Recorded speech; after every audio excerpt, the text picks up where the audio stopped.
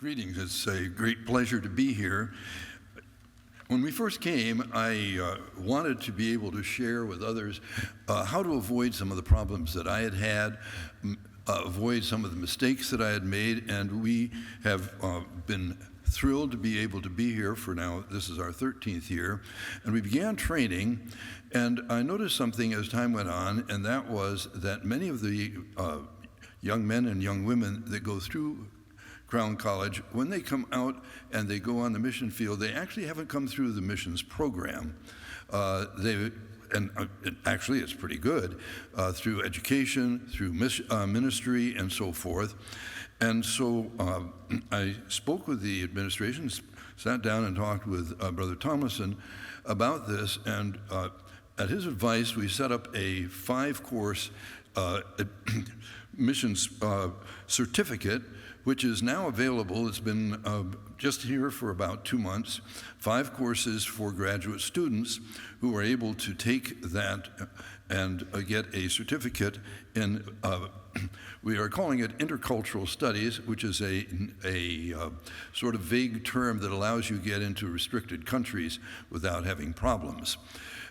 Then about a month after we got into this, Tim Hawes came by, and we sat down. I said, Tim, how can we help you?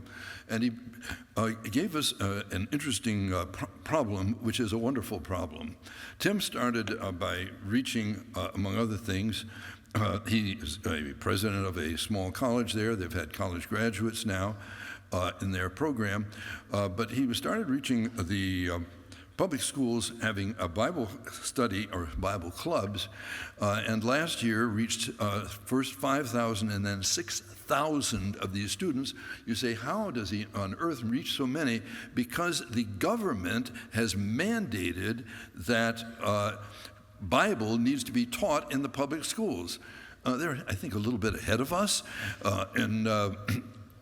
So he was telling me about this, but he said there's a problem in the sense that as the schools advance in these other areas of other countries, and we found the same thing in medicine in Liberia, the criteria that they want goes up and up, and so now they want their public school teachers to have some sort of graduate training, graduate degree, and it was not possible for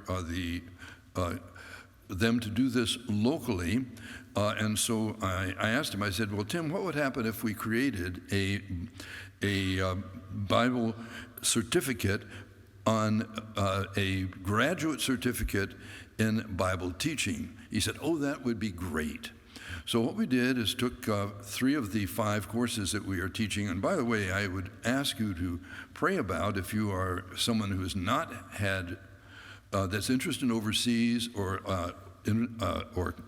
missions work but haven't had the mission program. This program is available and is designed for you. But we took 3 of those program courses, took off 2 others, and then we added systematic theology, creating this project. So at the present time, we have had 4 students go through our first program. That is I should say, they've started in our first program, a certificate from this side. And just this last week, we have 2 students from Papua New Guinea who are going through the new biblical graduate certificate in biblical teaching, and we have 3 other candidates sitting that will be starting in January. So we are looking to raise about $20,000 in funds to cover their costs, and they will be going into public schools. Tim, this year, his aim is $18,000. Now, in talking with Brother Tomlinson, he said, you know, Bob, it would really be best for this to be indigenous, and that is our ultimate goal. So we plan to train these 5. One of them is already halfway through our program here in the MBBS. That's a middle program. Get a couple of those guys to the fully trained, and then make the whole program indigenous. That is, that they control and they run the program themselves, and we provide them with the the content.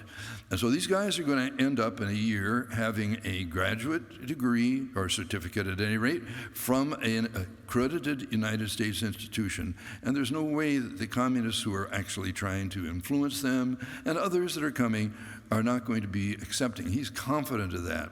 So this is a wonderful opportunity.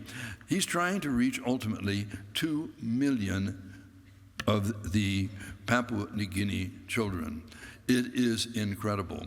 Now, I'm just going to say for a moment, at the end of World War II, we blew it. At the end of World War II, Douglas MacArthur asked for 1,000 missionaries to go to Japan. None went. That's a terrible loss. We have a wide open opportunity at this point in time to reach Papua New Guinea in a way that maybe the doors will be closed in a few years. We don't know. But in the meantime, let's walk through that, train them, and get them training their own people. Thank you.